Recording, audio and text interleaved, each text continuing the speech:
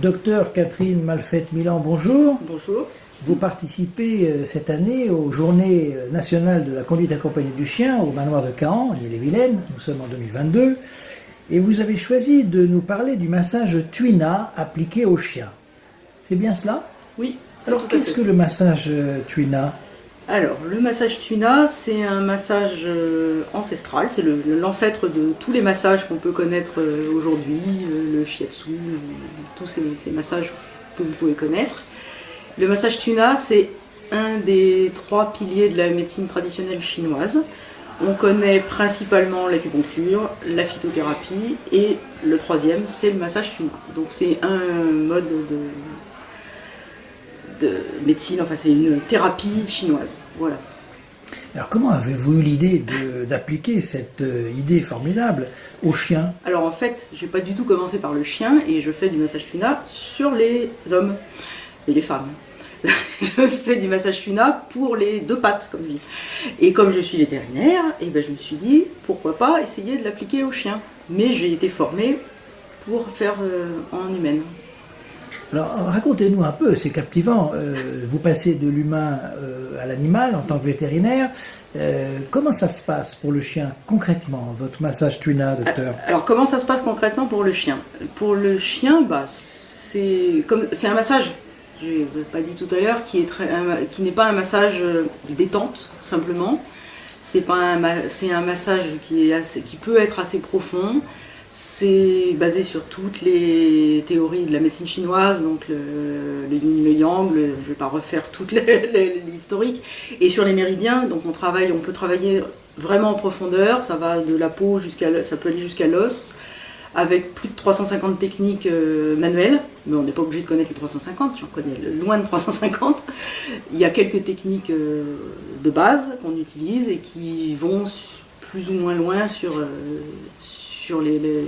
entre la peau et l'os et sur tout l'organisme. Donc pour le chien, c'est un massage, on fait plutôt couché, on peut commencer debout, il y a certaines techniques debout, ça marche sur le chien. Faut s'adapter au chien. Voilà. Le problème de passer de l'homme au chien, c'est que l'homme, on le met sur une table de massage, c'est un massage habillé chez l'homme, dans des vêtements amples, c'est jamais un massage déshabillé, sans huile, sans rien du tout. Donc pour le chien, très bien, parce que l'huile sur le chien, c'est quand même pas terrible. On ne déshabille pas, puisque c'est un chien. Mais souvent, il faut mieux qu'il soit couché sur certaines techniques. L'homme, on lui dit de se détendre, c'est souvent déjà difficile. Quand on dit à quelqu'un de relâcher un bras, ça marche pas toujours. Le chien, on peut pas lui dire, donc c'est là qu'il y a des adaptations à faire. Comme autre adaptation, comme c'est un massage qui peut être pas toujours agréable pour l'homme, c'est-à-dire que quand on fait ce massage-là, on prévient. Alors c'est vraiment un massage où on est à l'écoute de ce que le corps sur lequel on travaille nous envoie comme information, on lui donne des informations, on reçoit des informations. Mais on passe son temps à demander aussi aux patients s'il y a quelque chose de désagréable, de le dire. Il y a des points qui peuvent être très douloureux sur l'acupuncture, pour ceux qui ont déjà fait de l'acupuncture le savent. Donc sur le chien, il n'est pas question de lui faire mal, donc de toute façon ça ne durerait pas très longtemps, donc il faut adapter les techniques et puis vraiment être à l'écoute de la réaction du chien. Alors justement, quels sont les bienfaits pour le chien? Alors les bienfaits, c'est comme la plupart des massages, donc il y a effectivement un effet relaxant assez profond, un effet sur la musculature, tout le système ostéo-articulaire. On peut aller jusqu'aux organes, et alors ça a un effet vraiment, à la fois ça peut être calmant et ça peut être tonifiant aussi, donc on peut sortir d'un massage Tuina, qu'on soit chien ou homme, avec plus d'énergie. Et alors, c'est toujours une question d'énergie, puisqu'on est en médecine chinoise, et la base de la médecine chinoise c'est l'énergie, la circulation de l'énergie. Et ce qu'il ne faut pas oublier, c'est que le masseur aussi en tire des bienfaits. Alors, parce que sinon, masser quelqu'un pendant 1 heure, ou un chien, on a du mal à le faire pendant 1 heure, mais masser pendant un certain temps, ça peut donner des tensions sur les bras. Et justement, tout ça, il ne le faut pas. Donc il y a une préparation, normalement, pour le masseur, toujours liée à la médecine chinoise, en qigong, des choses comme ça, pour avoir les structures parfaitement alignées le mieux possible, pour être ancré dans le sol et pour ne pas se fatiguer quand on masse. Et en fait, on sort nous aussi du massage tonifié. Alors justement, où peut-on se former au massage Tuina? Alors, pour les chiens, je ne sais absolument pas. Je ne me suis pas posé la question.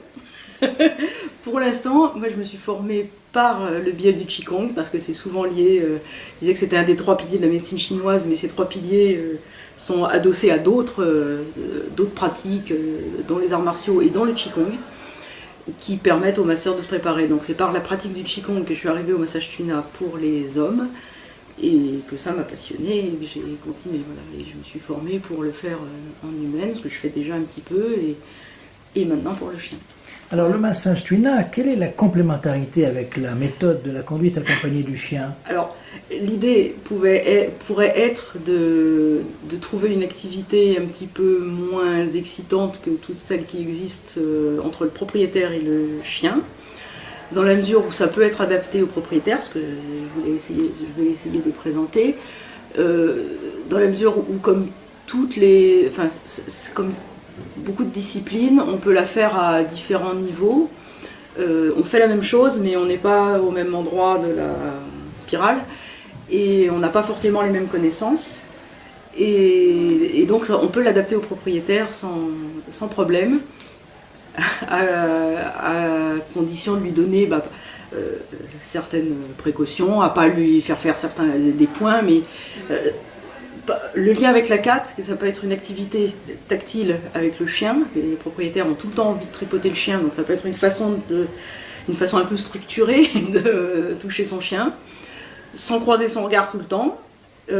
Ça apaise le chien, ça peut apaiser le propriétaire aussi. Donc voilà, c'était dans ce sens-là qu'il pouvait y avoir un lien avec la CAC, et qu'on a essayé de le présenter aujourd'hui. Enfin, comment pourriez-vous présenter la conduite accompagnée du chien à votre niveau? Alors, à mon niveau, la conduite accompagnée du chien, c'est plus qu'une méthode, c'est vraiment un état d'esprit, c'est une logique. Alors, c'est toujours les mêmes mots, mais qui sont indispensables à rappeler: cohérence, logique. C'est avoir un chien qui comprend ce qu'on attend de lui, c'est pouvoir parler à son chien, voilà, pouvoir communiquer avec son chien et que le chien comprenne. C'est essayer d'éviter des situations dramatiques, de morsure, d'abandon, d'euthanasie, enfin voilà, c'est tout ça.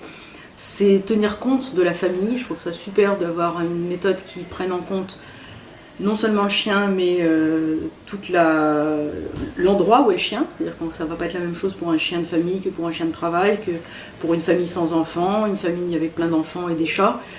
Et elle s'adapte à tout ça, et en fait ça fait un chien, c'est pareil, toujours la même chose, adaptable.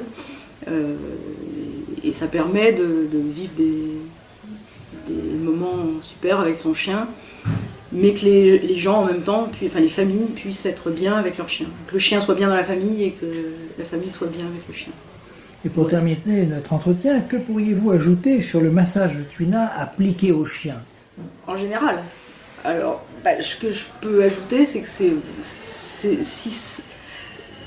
ce que je disais tout à l'heure, si c'est quelque chose qui est fait, chacun peut le faire à son niveau. En Chine, le massage Tuina, fait partie de la culture depuis au moins 5 siècles, ouais.